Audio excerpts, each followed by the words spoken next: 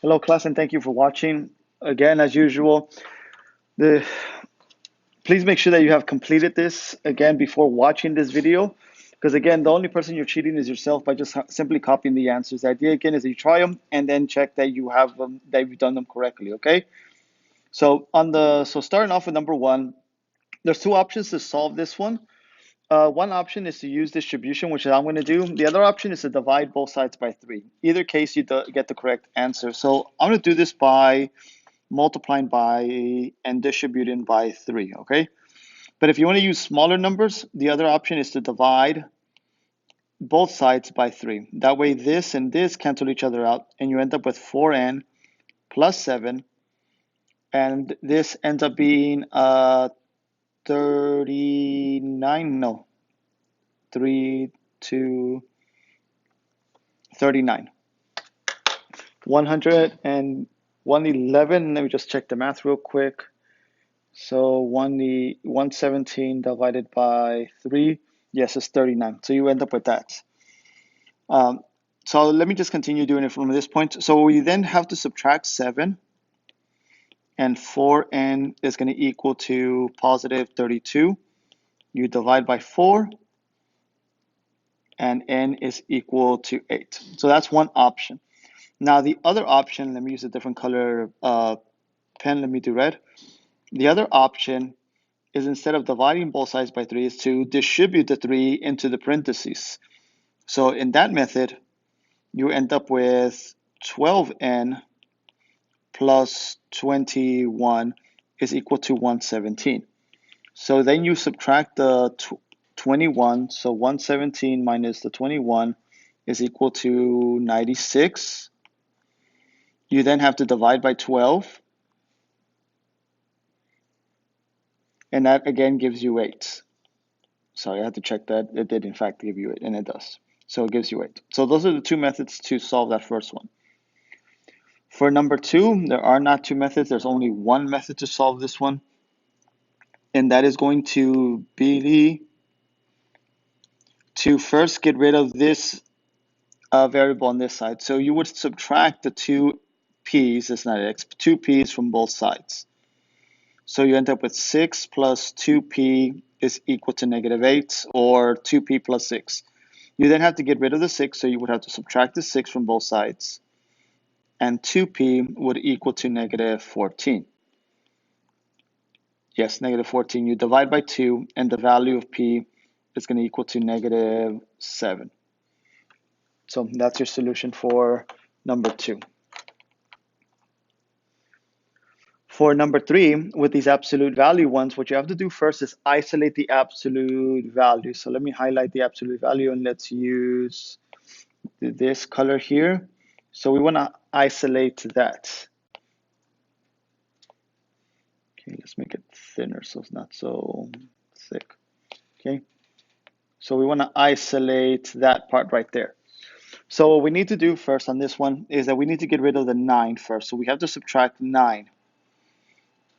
Because again, the 10 is being multiplied, that means multiplication. So using inverse operations, the first thing we have to do is subtract the 9. So that cancels out the 9, and we end up with 10 times the absolute value of v is equal to 80.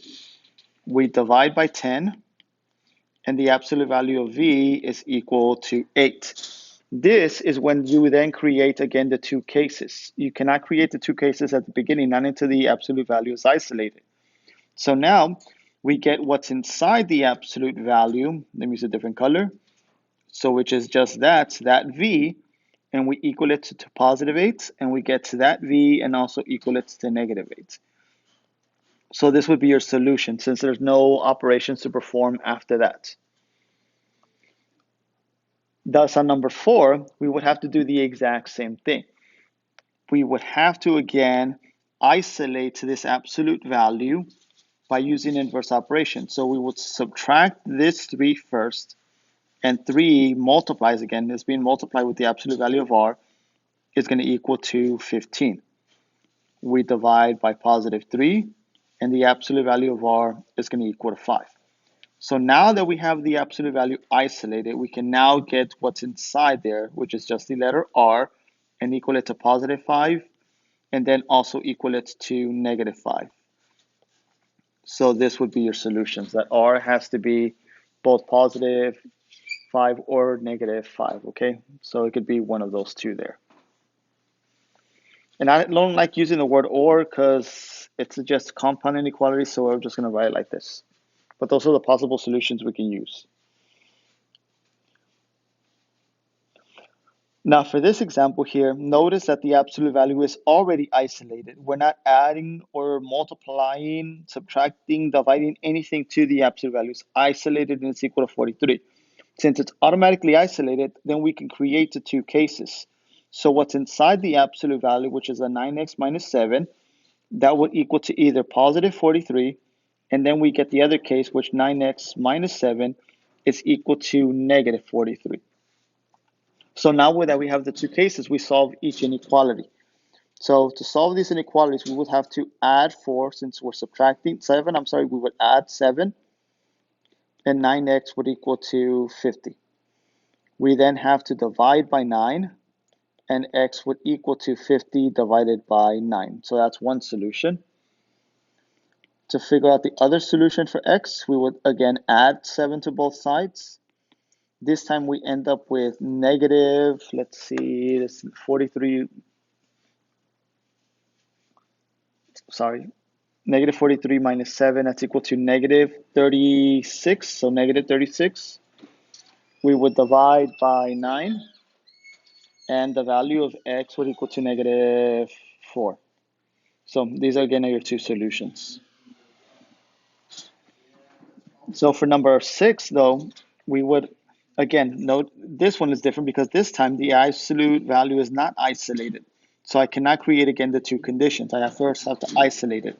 And to isolate this, I would have to add 4 first. So then the absolute value of negative 10v, I was going to put an x, 10v, is going to equal to positive 10. Now the absolute value is isolated. Notice that I'm not adding or multiplying anything else to it. So now what I can do is get what's inside those two little bars, the absolute value, and get that thing that I just highlighted, negative 10v, and create the two cases. First equal it to negative 10, and then equal it to positive 10, and then equal it to negative 10. We divide by negative 10. V will then equal to 1. Divide by negative 10. Oh, negative 10, and that would be a negative 1. Sorry about that, negative 1. And then I divide this by 10, and V would equal to positive 1. So this would be the solution to number 6. For number 7, the absolute value is not isolated. Okay, so here's my absolute value that I highlighted. Notice that it's being multiplied with negative 7. Since I'm not allowed to distribute, the only way to get rid of the negative 7 is to divide. Inverse operations. The opposite of multiplication is division. So that way these two operations reduce each other out, they cancel each other out, and we end up with negative 2 plus m is equal to 1. So negative 2 plus m is equal to 1 is isolated. So now the absolute value is isolated, and we can get what's inside the absolute value, negative 2 plus m, and create the two cases. So negative 2 plus m will equal to positive 1, then negative 2 plus m will equal to negative 1, and we solve the two equations. So here we would add 2 to both sides, and the value of m would be 3. Here we would add 2 to both sides, and the value of m, that's equal to a positive 1. So these are the two solutions. Now for number 8, same thing. The absolute value is not isolated. That is not isolated. It's being divided by this 2 right there. So what I'm going to do is I'm going to multiply both sides by 2. That way this operation and this operation cancel, reduce each other out, leaving me only with v minus 4. So multiplying by 2 and then divided by 2 cancels itself out. Then that leaves the absolute value isolated. So because it's an equation, I'll multiply the other side also by 2, and that gives you 4. So now that the absolute value is isolated, I can now get the inside and create the two cases. So v minus 4 is first going to equal to 4, then v minus 4 is going to equal to negative 4. So to solve this, we would add 4 to both sides, and v is going to equal to 8. We would add 4 to both sides, and v is equal to 0. So those are your two solutions.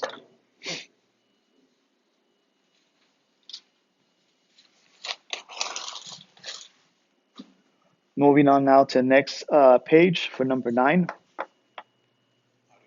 Yeah. Moving on to the next page, number 9, we now have an inequality. So on this, if you read the instructions, I want you to, again, solve the inequality, graph the solution, and represent the solution as an interval notation. On the quiz tomorrow, focus on knowing how to write the interval notation. I'm going to do all 3 of them, but really focus on that part right there, okay? Because that's how the answer is going to be represented on your choices. So for this example right here, in order to solve this, I solve it like if it was a regular equation, like if this right here was an equal sign, okay? So I would just pretend as if it's an equal sign. So all I have to do, since I'm adding 9, is I subtract 9. So x, what was the inequality there? Is less than or equal to, well, negative 4 minus 9 is equal to negative 13. So your graph will have a closed circle because of the equal sign over 13, negative 13. And since we're looking for the values of x that are less than, again, this right here is less than the equal sign or equal, then that's going to be all the values to the left, less than left. So the graph will look like that. But the interval then would start from negative infinity and go to negative 13. You need to remember that when you write the interval, you have to use, put the numbers in order from least to greatest. Negative infinity is a lot smaller than negative 13. And the last thing you need to check is that you use the correct way of closing the number. So right here, because we're going to include, it's going to equal to 13, we have to use brackets instead of the braces that I was using prior, okay? In order to use the parentheses, parentheses, not brackets, parentheses, the solution would have to look like this.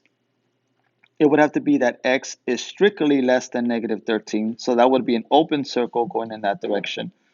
And then that would use parentheses.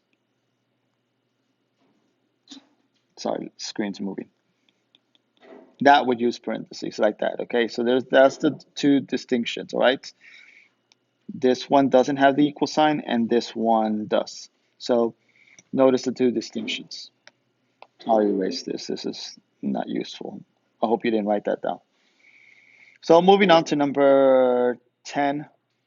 On this example, since we're multiplying the x with negative 3, then the operation would be to divide by negative 3. So now x would now be greater than. The inequality is going to flip to the opposite direction since you're dividing by a negative. And 9 divided by negative 3, that's equal to negative 3. So your graph will have now an open circle like we were talking in the previous example. And the arrow will be pointing to the right since we're looking for the values that are greater than.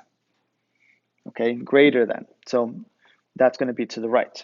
So your interval would put the numbers where 3 would be first and infinity would be second, because again, your interval has to go from least to greatest. On the infinity, that is always going to be a parentheses, but on the 3 this time, we're not going to use a bracket. We're going to also use a parentheses because we're not including the 3. It has to be greater than, but not equal to, negative 3. I forgot to put the negative sign there, negative 3.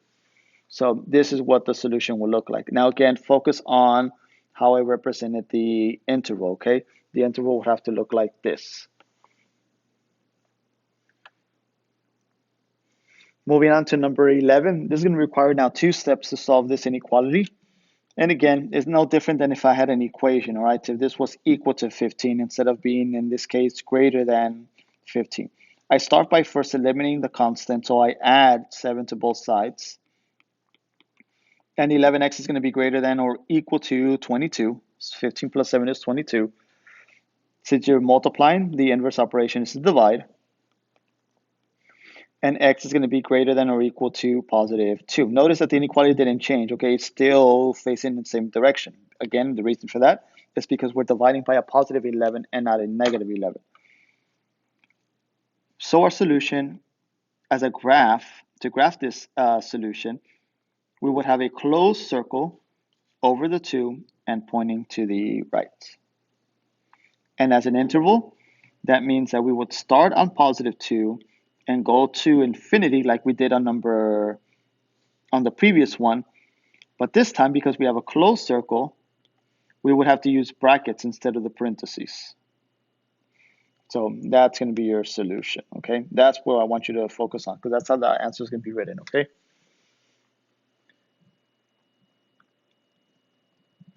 And finally, for number 12, we have again another inequality. So for this example right here, since it takes 2 steps, the first step would be to add 6 to both sides. So negative 5x is going to be greater than negative 10. We will then divide by negative 5. And x is now less than positive 2. And again, you notice that the inequality, I flipped the inequality because I'm dividing by a negative 5. So the graph would be an open circle and pointing to the left, because this again is less than. So as an interval, the negative infinity will go first, then the positive 2 will go second, and we close both of them with parentheses. So as an interval, this is what the interval looks like for that graph.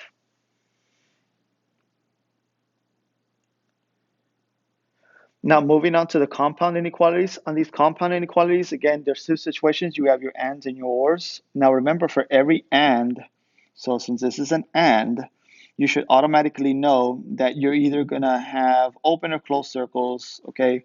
In this case, because they have the equal signs, I'm going to put closed circles. But the solution should either look like this. It's going to look like this, where the 2 endpoints are going towards each other, okay? So it's going to be everything in between the 2 endpoints.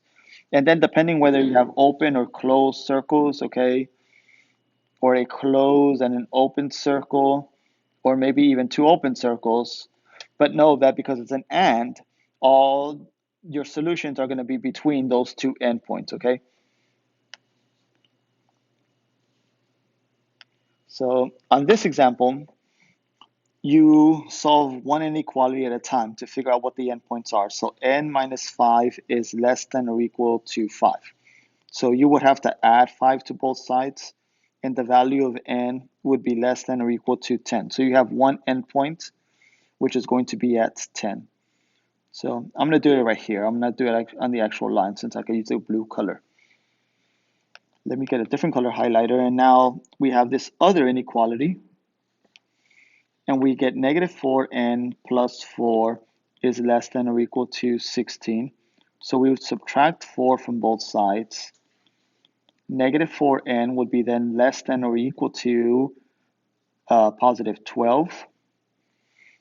We would then divide by negative 4. And since I'm dividing by negative 4, the inequality is going to switch. And 12 divided by negative 4 is negative 3. So the other endpoint is going to go on negative 3. Now this is what's important about knowing and understanding that you have an and. Because we have an and inequality, even if I did not flip this, okay, I know that my solutions have to be all the numbers in between those 2 endpoints.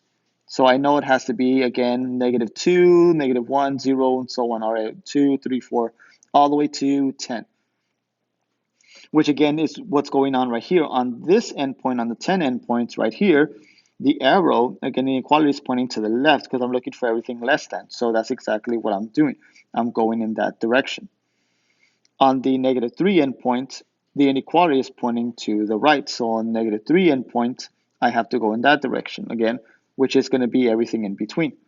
Now, if I didn't flip that inequality, then the inequality would be pointing in the opposite direction. I would have this, which would mean that over here on this endpoint,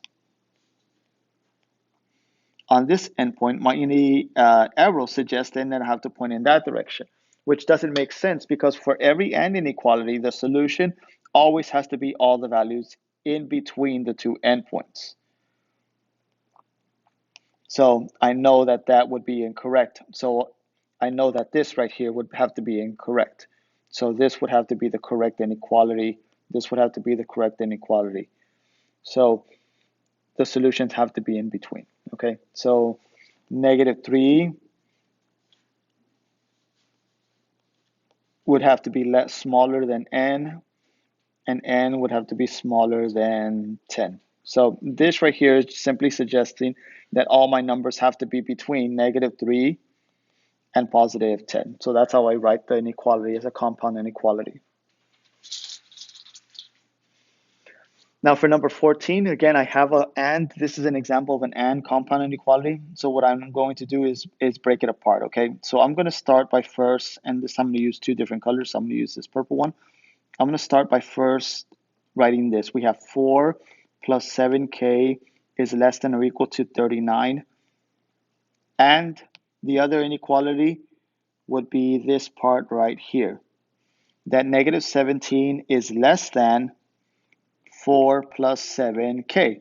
Well, if -17 is less than 4 plus 7k, then that means that 4 plus 7k is greater than -17. So then I can, again, solve this two inequalities. So let's do the blue one first. So I subtract 4 from both sides, and 7k will be greater than -21.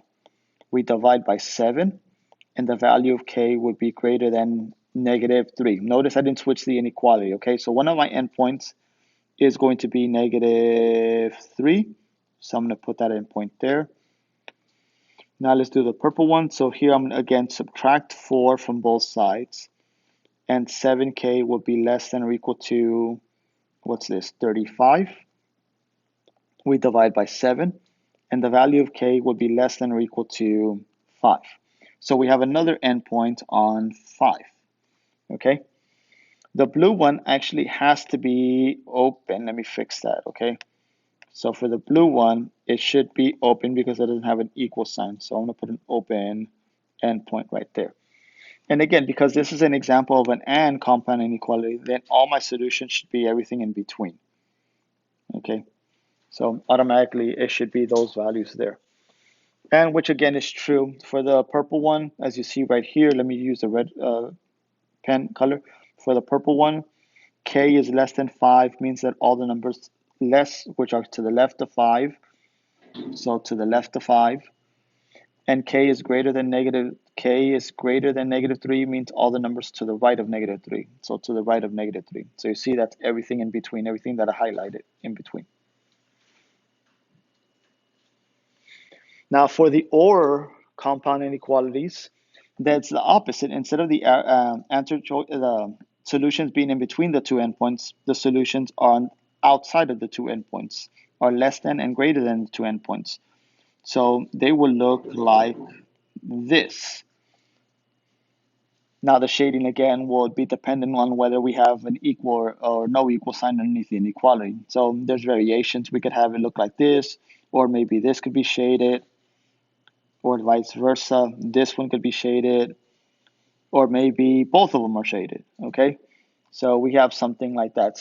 But the idea is that the arrow is going to be pointing away from each other with every or inequality, okay?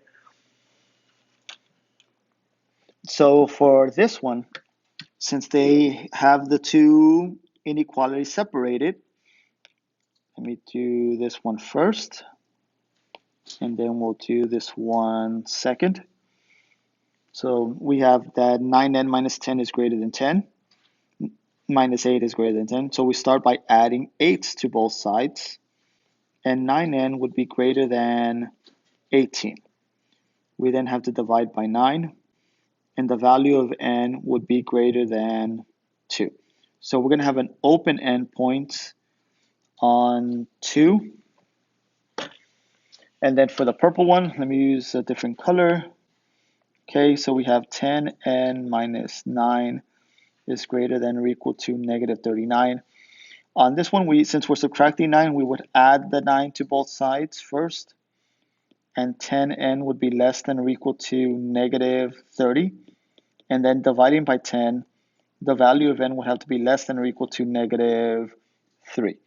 And again, notice that the inequality didn't switch. Notice it's the same because I'm dividing by a positive 10. So I don't have to flip it even though my number is negative. So I have a closed endpoint on negative 3. And because it's an OR, I should automatically know that the arrows should be pointing away from each other, not towards the each endpoint. So the answer would have to look like this. And for number 16, again, the exact same thing. Because it's an OR, I'm going to have a situation where the endpoints will have arrows pointing away from each other. So let's see, let's highlight this one in purple. So let's do that one in that color. Negative 2 plus 10x is greater than or equal to 68. So on this one, notice that the constant and the variable are switched. So here, what I need to get rid of first is going to be the 2 and not the 10 because the 10 has the x. So 10x is greater than 70. We divide now by the coefficient, which is 10, and x is going to be greater than or equal to 7. So we have an endpoint at 7. So 7 should be somewhere right here, okay? And it's going to be a closed endpoint. Now let's look at the other one. Let's pick this color. So this one right here. We have negative 6x plus 5 is greater than or equal to 59. So to solve this one, since we're adding 5, we're going to subtract 5. Notice that I'm getting rid of the second term because, again, this one doesn't have the x. This is your constant, so that's the one you have to get rid of first. So now negative 6x would be greater than or equal to, what's this, 54. We divide 54 by negative 6, okay? Notice I'm dividing by negative. So x is going to be less than or equal to negative 9. So my other endpoint is going to be at negative 9. So negative 8, this negative 10. So negative 9 should be somewhere right there, okay? And this one is also going to be a closed endpoint. Now, because it's an OR, I should automatically know that the arrow should be pointing again away from each other. So I have one, this gray looking one pointing to the left, and this pinkish purplish one pointing to the right. And again, they are x is greater than 10 should point to the right, and x is less than negative 9 should point to the left, and they point away from each other. But again, automatically knowing from the very beginning, knowing that we have an OR inequality, we should already know that that's what's going to happen. Again, like I told you at the beginning.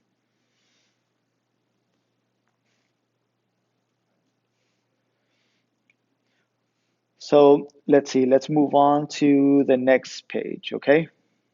So moving on with the next set of problems on number 17 with the absolute value inequalities. Here you're just simply going to solve and graph them, okay? So here we have that the value of k is greater than 2. So what these, again, the idea is to have the absolute value isolated. So since we have the absolute value isolated already, that means we could get whatever's inside, which is simply the k, and have it be greater than 2. And in this case, because this is going to create an OR compound inequality, or the value of k would be less than negative 2. So the two endpoints are going to be both the positive, and negative 2. And because it creates an OR compound inequality, that means that the arrows should be pointing away from each other, and they do. K is greater than 2 means we're going to have all the numbers that are to the right of 2, and k is less than 2 would be all the numbers to the left of 2. Now for number 18, again, we have the exact same thing. We want to get the absolute value, again, where we have something greater than 4. Again, because of the way the inequality is pointing, this is going to be your OR compound inequality. So the first value is that k would be greater than 4, or that k is going to be less than negative 4. So we have open endpoints and pointing away from each other. which again you can check. K is greater than 4 points to the right. K is less than -4 points to the left. So looking at where the endpoints are, again, this one and this one is that one right there. They're pointing in the right direction. Now, if your inequality is pointing in the opposite direction, like this one right here, this is going to create an and compound inequality. So this one right here would be an and compound inequality. Now, again, before I even mentioned that, I should have mentioned again that this thing is isolated. This is only going to work again with the inequalities, with absolute values inequalities, is that the absolute value has to be isolated. So you'll start by getting b minus 1 and have it be less than 5. And b minus 1 would be greater than -5. So you switch and switch. Okay. So here you have to do a little bit more work. You have to actually figure out what the value of the b is going to be to find the endpoint. So we would have to add 1 and b would have to be greater than 6. So one of the endpoints is going to be 6. Here we would have to add 1, and the other endpoint would be -4. So the other endpoint is going to be -4. So they're not the same numbers. They're not opposite numbers of each other. So because it's an and, that means everything in between. So open and -4. So that would be everything in between the two endpoints. So the solution would be everything that I've colored in blue. For number 20, this again, since the absolute value is isolated and the inequality is pointing in this direction, this is going to create an or compound inequality. So the cases that we create is that v minus 4 is going to be greater than 4, or that v minus 8 would be less than, or in this case with the equal sign, than -4. So to figure out the endpoints, we would have to add 4, and v would be greater than or equal to 12. So we're going to have a closed endpoint on 12. We would add 8 to both sides, and v would be less than or equal to +4. So we would then have a closed endpoint on that. And because there's an or, that means it's going to be all the points to the right of 12, as you see right there, and all the points to the left of the smaller endpoint, which is 4. And again, the arrow indicates that. The inequality here, again, indicates that.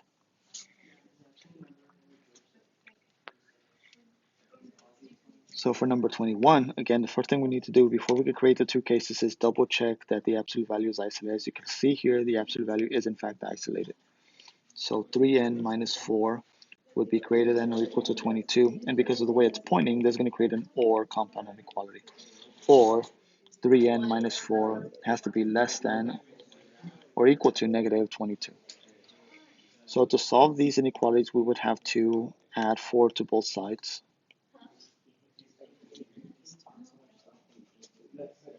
And that's 18. We will then divide by 3. And 18 divided by 3 is 6. Yes, right? Oh, no. Hold on. I'm doing this incorrectly. I'm adding, it's 22 plus 4. That's 26. Sorry about that. That's 26. Okay. 26 divided by 3, that's equal to a decimal. That's equal to 8.6. So we're going to just simply estimate it to around 9. So it's going to be somewhere right there. 8.6 would be something around there, okay? So somewhere around there. 8.6. Now to find the other endpoint, again, we would start by adding 4 to both sides. And 3n would be less than or equal to -18. So we divide again by 3, and n would be less than or equal to -6. So the other endpoint is going to be 6. And again, it's going to be a closed endpoint also. So two closed endpoints. And because the way the inequality started, it creates an or compound inequality. So the solutions would be to the right of +8, okay, as you see right there, to the right of 8.6, and to the left of -6. So to the left of -6. For number 22, again, since the absolute value is isolated, we can automatically create, again, our two cases. So we start by getting the inside negative 9a minus 3, because of the direction inequality, again, this is an OR compound inequality.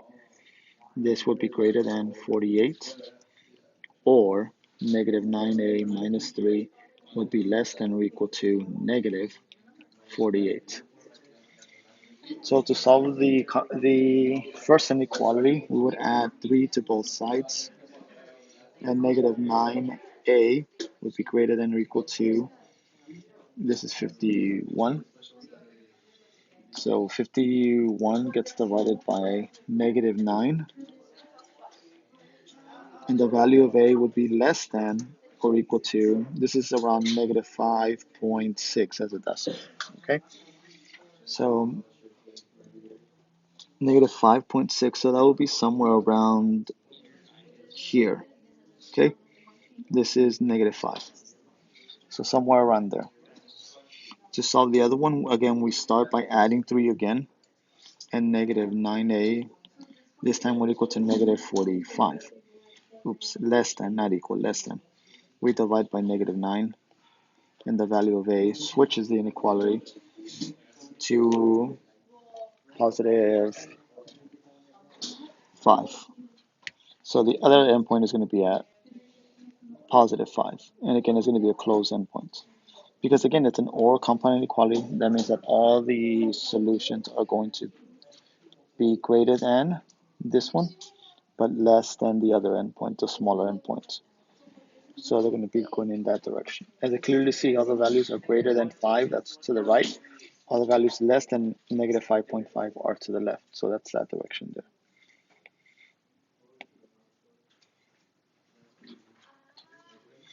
So let's move on to the last page. So for the last page, before I can create again the two cases, I have to have the absolute value isolated.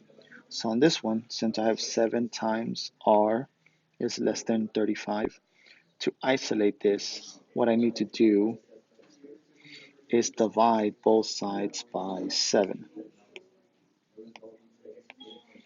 So I'm dividing both sides by 7, I get that the absolute value of r is less than 5. Now that the absolute value is isolated, I can get whatever's inside, which is just simply the r, and create the two cases, okay? Because of the direction that this is going to create an AND compound inequality. So r is less than 5 and r is greater than negative 5.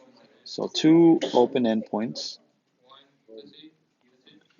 and it's going to be all the numbers in between. Okay, let me just highlight it instead. And let me pick a different highlighter, something a little bit more noticeable. So there. Let me zoom in more. All right, so this is going to be the solution, everything in between. And again, it's clearly all the values to the left of 5, all the values to the right of negative 5. So those are the numbers in between. So for number 24, again, before we can create the two cases, I need to isolate again that right there.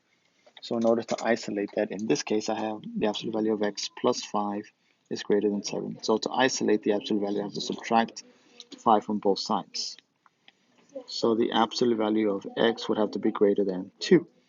So now that the absolute value is isolated, I can get whatever is inside, which is just the x, and create the two cases. X would be greater than 2, and again, because of the direction of the absolute value, this is going to be an or x is less than negative 2. So we have an open endpoint at positive and negative 2, and the arrows should be pointing away from each other, which again they are. This one's going to point to the right of 2, this one points to the left of negative 2. So again, in those two directions.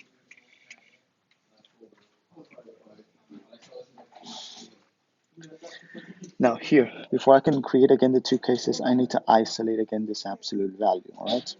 Which again is very important. I know you see that this is less than, so you would think that this would be an OR compound inequality. We cannot make that assessment until after we have isolated the the absolute value. So what we have to do first, we have negative 4 is being multiplied with k, and we are adding 4. So here we would start by having to subtract this 4 here. So negative 4 absolute value of k would be greater than negative 8. that again eliminates. We divide by -4, and the absolute value of k would be less than 2. So this is important again that you do not forget to switch this one right here. On the previous examples, you could have made the mistake at the very end, okay, and forgotten to switch it. But here, you need to make sure that you switch it so you end up with the correct type of inequality. So since the inequality is now pointing in this direction, this is actually going to create a and compound inequality. So k is less than 2 and k is greater than -2. So we have two open endpoints again on the 2's, but this time it's going to go in between instead of away from each other. Okay, so instead of away, like on number 24, notice again the difference is now going to be in between. And for number 26, we do the exact same thing. Before we can again solve and figure out whether we have an and or an or compound inequality, in the two cases create, we have to isolate that absolute value. So we have to add 7 to both sides first, okay? That we could eliminate that. So the absolute value of r times 8 would be less than or equal to 40, okay? So let me erase that. So we have that now. We're going to divide by 8, and the absolute value of r would be less than 5, less than or equal to 5. So since the inequality didn't switch, this is going to continue to create an and compound inequality. So r is less than or equal to +5, and r is greater than or equal to -5. So we have two closed endpoints on the positive and -5, and all your solutions are going to be the numbers in between. So everything here I'm highlighting in black. Okay. And finally, for the last two, again, before we can create the two cases, we have to begin by first, again, isolating this absolute value. So here, we're multiplying this absolute value by -6, by that number right there. So what we have to do is that we have to divide both sides by -6 so we can cancel those out. But since I'm dividing by a negative, again, this is going to switch the inequality and change it to a positive. So that's going to be very important, okay?